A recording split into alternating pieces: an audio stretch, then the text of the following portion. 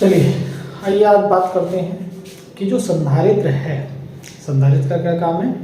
आवेश को अपने अंदर इकट्ठा कर लेना, मतलब इलेक्ट्रिकल एनर्जी स्टोर करता है हमारा संधारित्र। तो संधारित्र जब इलेक्ट्रिकल एनर्जी स्टोर करता है तो वो इलेक्ट्रिकल एनर्जी है क्या? वो आवेश ही तो है, चार्ज।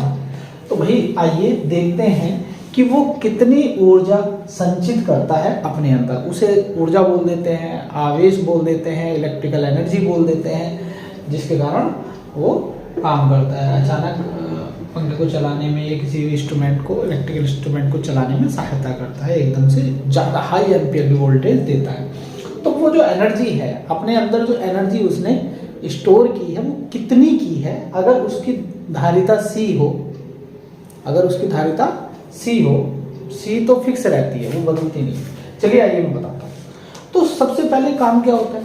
काम ये होता है कि दो समांतर प्लेट है, अब इन पे चार्ज नहीं है कोई भी, अभी उदासीन है, तो हमने एक बैटरी लगाई। बैटरी से क्या हुआ? यहां से इलेक्ट्रॉन निकला, यहां से इलेक्ट्रॉन निकला, और इलेक्ट्रॉन जैसे ही एक इलेक्ट्रॉन निकला तो इस पे एक आवेश आया, यहां पे गया, यहां पे गया, यहां पे गया वो इलेक्ट्रॉन, और इस पर एक नेगेटिव चार्ज आया। ये मैंने बताया था आपको कि आवेश है साथ। फिर एक इलेक्ट्रॉन निकला तो फिर एक आवेश आया, फिर एक इलेक्ट्रॉन निकला तो एक प्लस आया, और एक माइनस इधर आया, फिर एक प्लस, फिर एक माइनस, फिर एक प्लस, फिर एक माइनस। ऐसे करके ये आवेश इसके अंदर क्या होता रहता है? स्टोर होता रहता है। ठीक, आवेशित होती रहती है ये प्लेट।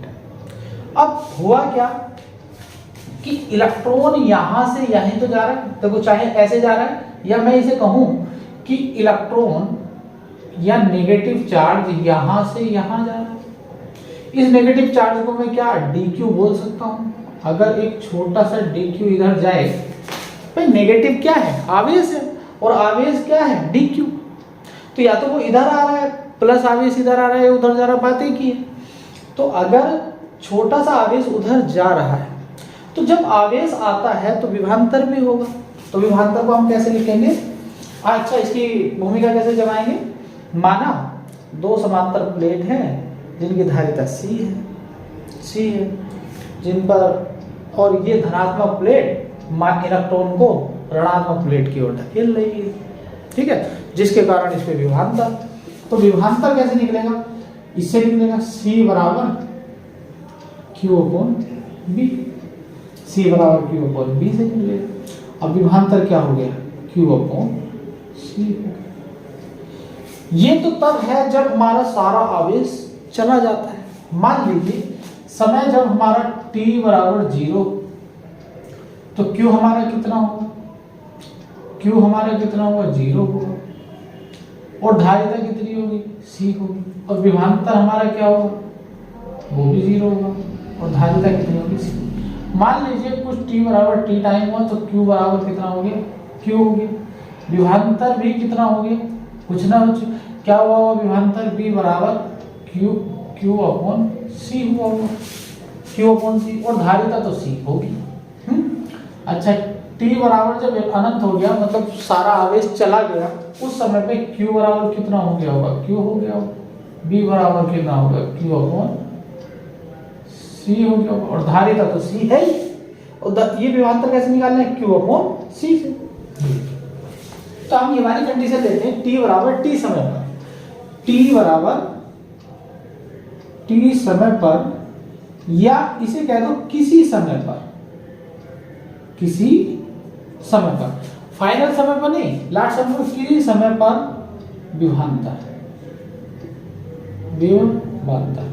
तो हम ऐसे लिख सकते हैं, किसी समय पर विभवांतर क्या होगा? b डैश मान लो, या उसे कुछ मान लो, B बराबर Q/C। अभी इसमें क्या है? Q है, फुल Q पहुंच गया, माइनस Q और प्लस Q, तो वो तो सबसे बाद में पहुंचेगा, मतलब बीच में पहले थोड़ा सा गया होगा, फिर और ज्यादा गया होगा, पहले तो 0 ही होगा, फिर थोड़ा सा गया होगा, ये कंडीशन आई होगी किसी समय पर Q/C, फिर बाद में, सबसे बाद में क्या हुआ होगा? Q/C। तो ये होगी समीकरण नंबर 1, किसी समय। अगर इनकी धारिता है, और वैसे तुम ये लिख सकते हो Q बराबर C, C बराबर BQ से कि किसी समय पर विभवांतर ये है। तो इसे मैं ऊपर लिख देता हूं, किसी समय पर विभवांतर, या आप यहां से T बराबर T पे भी लिख सकते हो। ये चीज चाहे, ये समझाने के लिए की है मैंने। तो विभवांतर क्या हो जाएगा, B डैश मान लो Q अपॉन C, ये B डैश मान लो, यहाँ पे अलग, यहाँ पे B डैश और यहाँ पे D। चलिए B डैश समीकरण नंबर, अब ये विभवांतर की बात तो ठीक है, मगर एक बात बताओ, जब यहां से थोड़ा सा आवेश हम लेके जाएंगे पहले, तो कोई कार्य करना पड़ेगा नहीं, पहले तो कार्य 0 होगा, थोड़ा सा, फिर थोड़ा सा मान लीजिए dq आवेश गया, फिर उसके बाद गया, फिर उसके बाद गया, तब तो कार्य करना पड़ेगा। तो छोटा सा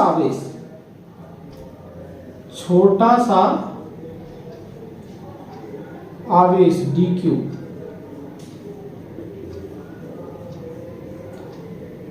ले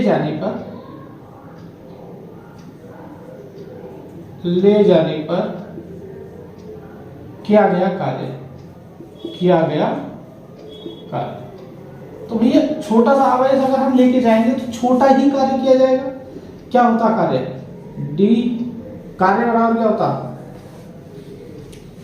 W बराबर BQ से। अरे भैया कार्य क्या होता था, W बराबर क्यों बे, ये होता था BQ, या BQ रख लीजिए, W बराबर BQ, है ना।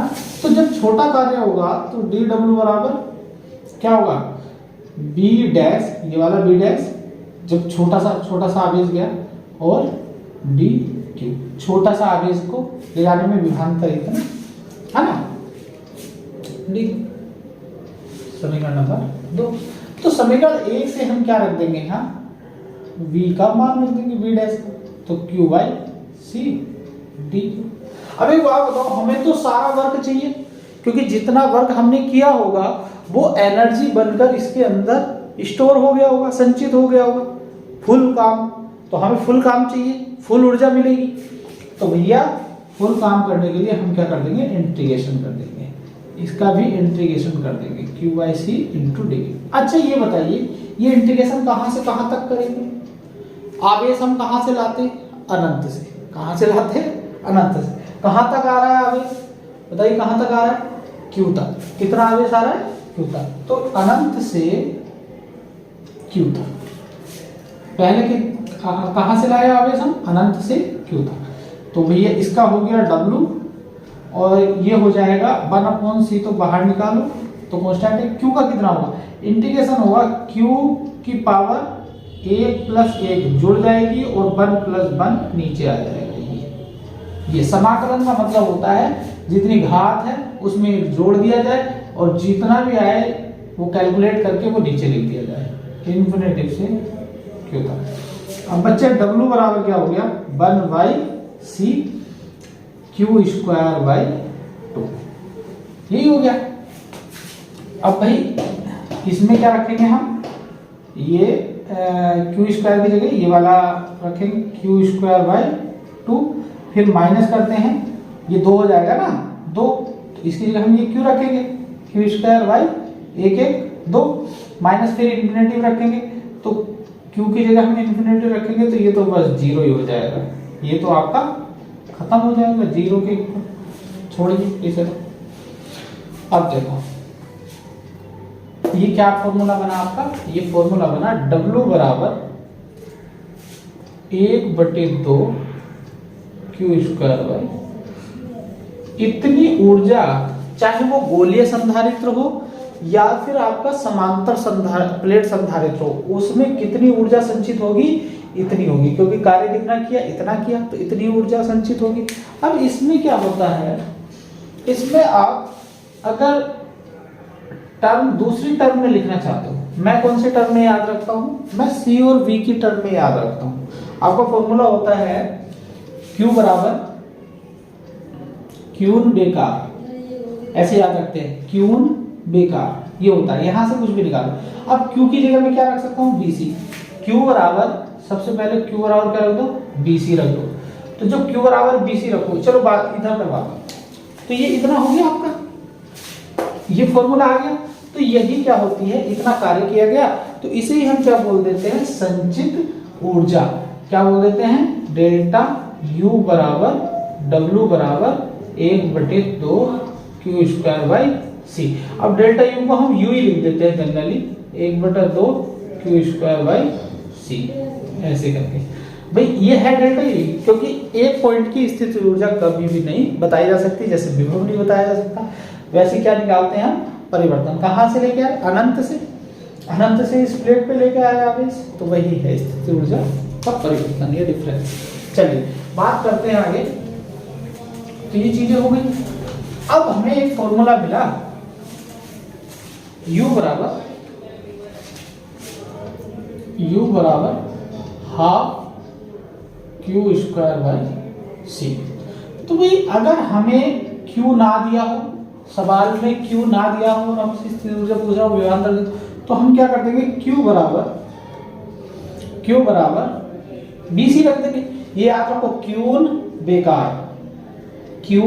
बेकार, तो आप कंफ्यूज नहीं हो गए। ये लगाओ, यहीं से C का मान निकालो, यहीं से B का, यही अब Q बराबर BC रखोगे तो U बराबर 1/2 B square C square upon C, तो एक कैंसिल हो जाएगा, तो ये आएगा U बराबर हाफ CB स्क्वायर। मैं तो ये याद रखता हूँ, U बराबर हाफ CB स्क्वायर। दूसरा, Q की जगह तो आपने रख दिया, C की जगह रखी, तो C बराबर, देखो ये हमारा फॉर्मूला थी, C बराबर क्या आ जाएगा, Q अपॉन B। भाई यही तो है क्यून बेकार, तो ये यही तो है धारिता का सूत्र, तो यहां से निकाल लो। अच्छा, C बराबर Q अपॉन B, C बराबर Q अपॉन B रखो, 1/2 क्यू स्क्वायर तो ऐसे ही रहेगा, अपॉन C की जगह क्या रख दिया, Q अपॉन B रख दिया, तो एक Q से एक Q कैंसिल, तो ये हो गया 1/2 Q इंटू B। क्लियर। तो जब आपको आवेश तथा विभवांतर दिया हो तो ऐसे रहेगा। बाकी फॉर्मूला एक याद रखिए, हाफ CB स्क्वायर, U बराबर हाफ CB स्क्वायर, और ये चीजें C की जगह एक बार रख दो और B की जगह एक बार रख दो, तो ये दोनों फॉर्मूले आपको मिल जाएंगे। तो ये हुआ किसी भी संधारित्र में जो संचित ऊर्जा रहती है, कितनी वो स्टोर करता है एनर्जी, तो इसका फॉर्मूला क्या होगा, ये आएगा, है ना। इसे ही हम क्या बोल देते हैं, W को ही स्थितिज ऊर्जा या संचित ऊर्जा का नाम देते हैं, ये बाद में करेंगे, ठीक। तो ये हो गया हमारा एक डेरिवेशन, और कई सारे वीडियोस यहाँ पे यूनिट सेकंड नहीं, यूनिट फर्स्ट जो है लगभग समाप्ति है इस लेक्चर पे। इसके बाद एक और आवेशों के निकाय की स्थिति ऊर्जा आती है। तो करते रहिए, आप वीडियो देखते रहिए, और जब आप पूरा टॉपिक देखेंगे, पूरी वीडियो देखेंगे, तब आपके न्यूमेरिकल आराम से हो जाएंगे। चलिए ठीक है, आज के लिए इतना।